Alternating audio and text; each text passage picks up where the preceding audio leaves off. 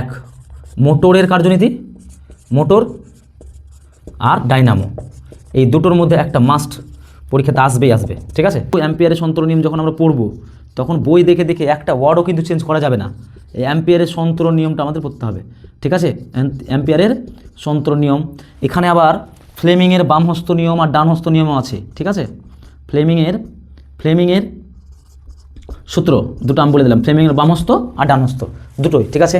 6 number পার্টে যেটা পড়বে সেটা হচ্ছে মাইকেল ফ্যারাডের সূত্র, ফ্যারাডের সূত্র আর লেন্জের সূত্র, এই জিনিসটা জানতে হবে। এখানে জানতে হবে ওরেস্টেডের ব্যাখ্যা, বিজ্ঞানী ওরেস্টেডের ব্যাখ্যা, ঠিক আছে। ওরেস্টেডের ব্যাখ্যার ওই যে খুর যুক্ত থাকে যে জিনিসটা, সেটাকে ব্যাখ্যা করতে হবে।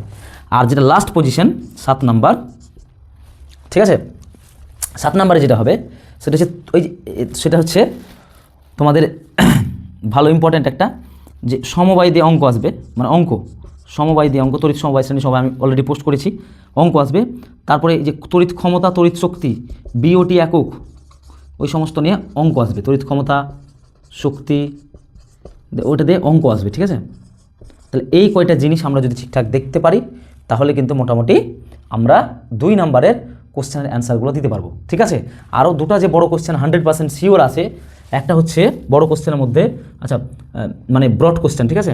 ব্রড কোশ্চেন কী হবে, বড় কোশ্চেন এখানকার মধ্যে দেখো শোনো, কার্যনীতি আসবে, কার্যনীতি।